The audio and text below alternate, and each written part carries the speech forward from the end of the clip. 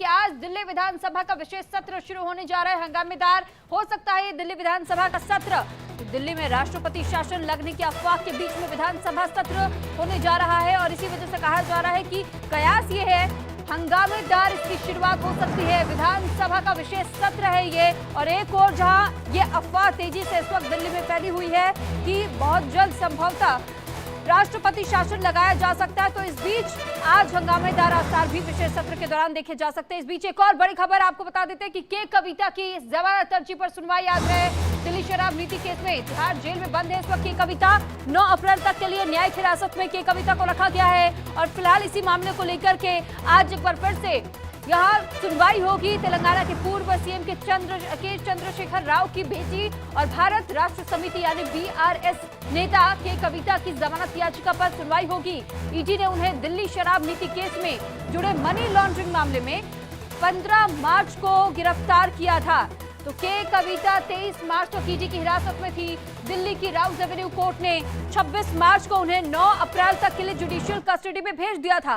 अब पूरा मामला एक बार हम आपको ग्राफिक्स के जरिए समझाते कि के कविता का आम आदमी पार्टी के साथ में क्या कुछ कनेक्शन है।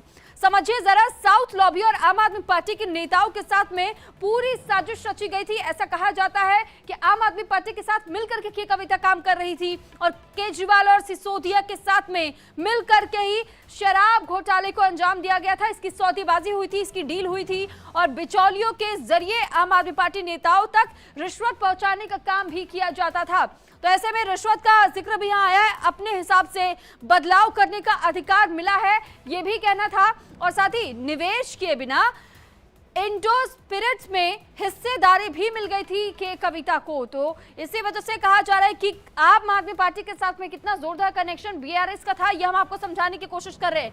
लाभ मार्जिन 5% से बढ़ा करके 12% भी कर दिया गया था और ये सबसे बड़े घोटाले का उजागर और शराब घोटाले मामले को लेकर के कविता का नाम जिस दौरान सामने आया था, कहा यह जा रहा था कि उनसे पूछताछ हो रही थी। और अब शराब घोटाले में देखिए पूरा खेल क्या है। 100 करोड़ रुपए की किक बैक ली गई थी। साउथ ग्रुप आप नेता साजिश में शामिल भी बताए गए थे। तो पॉलिसी बदली और फायदा कमाया गया था इस पूरे मामले को लेकर के, क्योंकि पॉलिसी के तहत बहुत सारे हेरफेर किए गए थे इस दौरान में। और के कविता मुख्य साजिशकर्ता के तौर पर यहां सामने आई थी, जिसके बाद से के कविता को रडार पर लिया गया। ईडी ने शिकंजा कसना शुरू किया और उसके बाद कई ऐसे सबूत ईडी ने बताया कि उनके हाथ लगे हैं, जिसके तर्ज पर गिरफ्तार किया गया था। तो वहीं दूसरी बड़ी खबर अब आपको हम बता देते हैं, मथुरा से सामने आ रही है, जहां